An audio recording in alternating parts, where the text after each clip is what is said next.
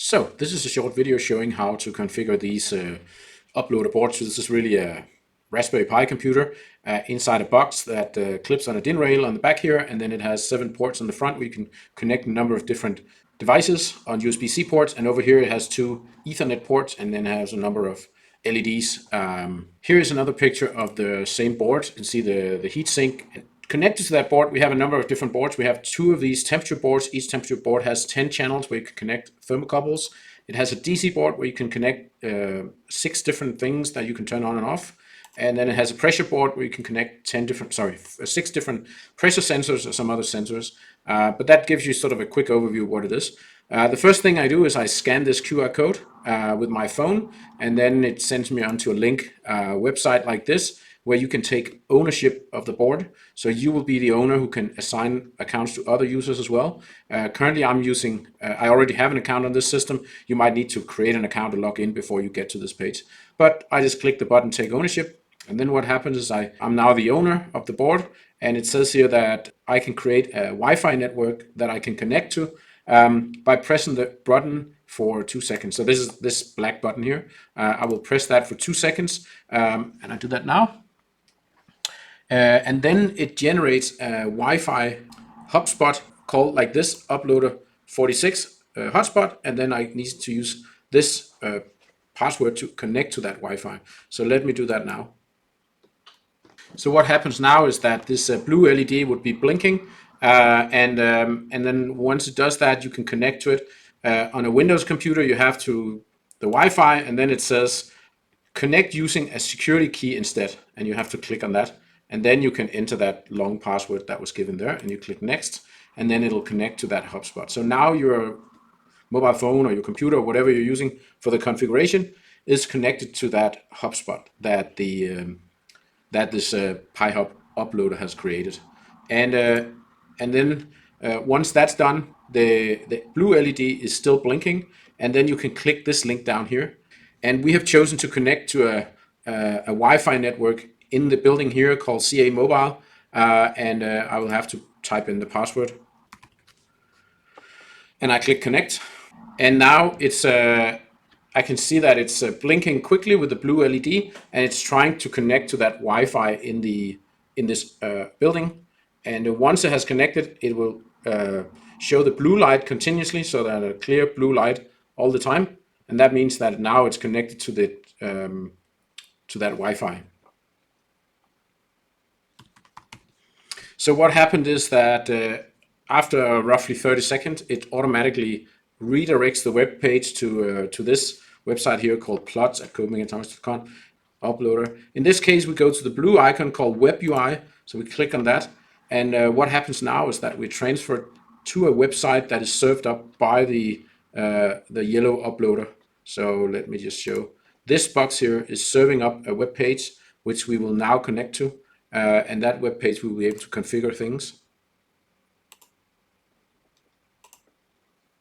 So you saw that it didn't work in the beginning, and that was actually because my computer was connected to the wrong Wi-Fi network. Of course, I also need to be connected to that CA-mobile network, the same as the PiHub is connected to. So now here, there's no commands right now. So otherwise there would be a list of commands, but I just click on this feature here over to this one here, where I can update the firmware of all the boards connected, or I can update the loop control. So I will start by updating the loop control, and I'll just take the latest version that is available today, and I click update, and that will take a short while, and then it'll download and update and reboot and everything. So we will fast forward the video until the end of this.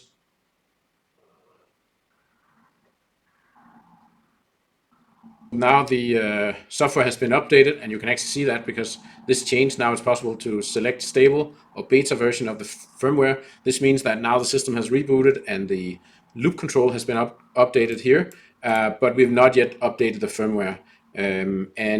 Before we update the firmware, I will go to this button here saying AutoConfig. That's A for AutoConfig, and it's asked here if I have a system made up of several PiHubs.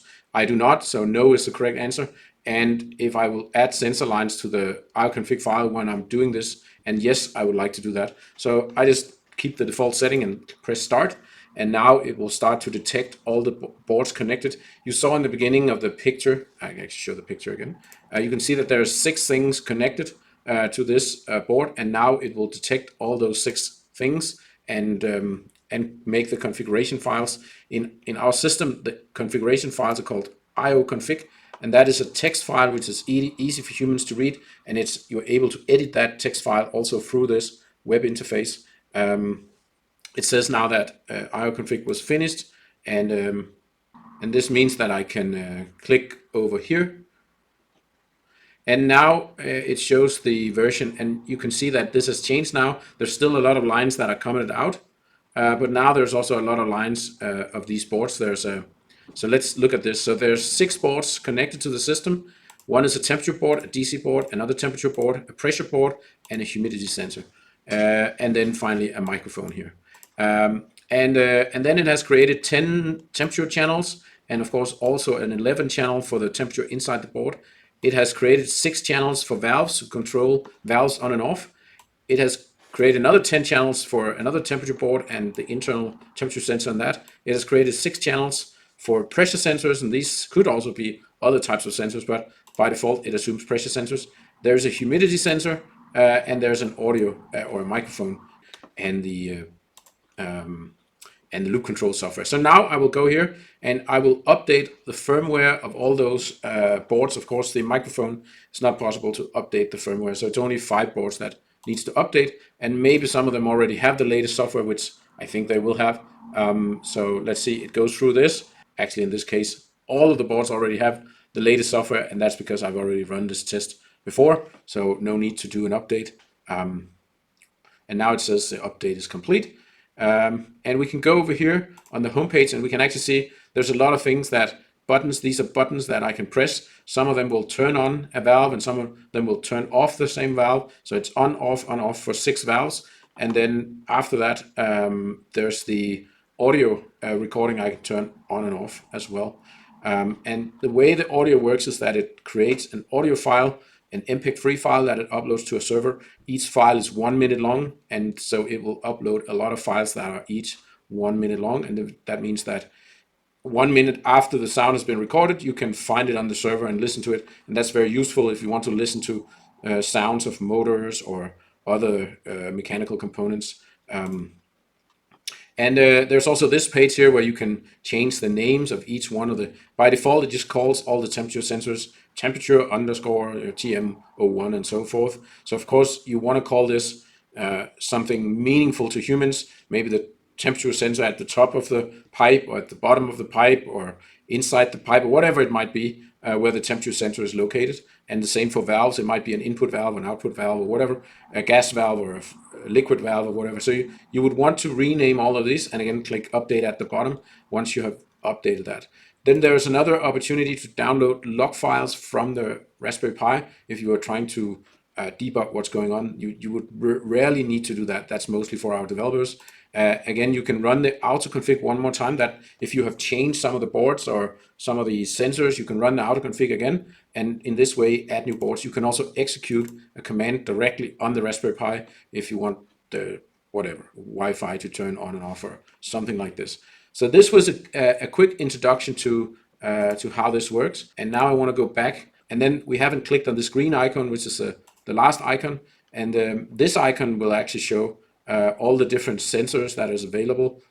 So I took the latest version of the autoconfig file, the one where I just ran autoconfig, and you can see here that I have lots of sensors. I have all those temperature sensors and valves and things we talked about before. In general, there are 3 columns here. There's all the input sensors. There's the state, so that's the internal state. That's most important when you start to do programming of what the device should do. It can be in different states. And finally, there are some outputs, and this is of course for the output valves. This is the DC board that could control the valves, and just for reference, so this is the board, this is what it looks like. This is the board that can control a number of different valves.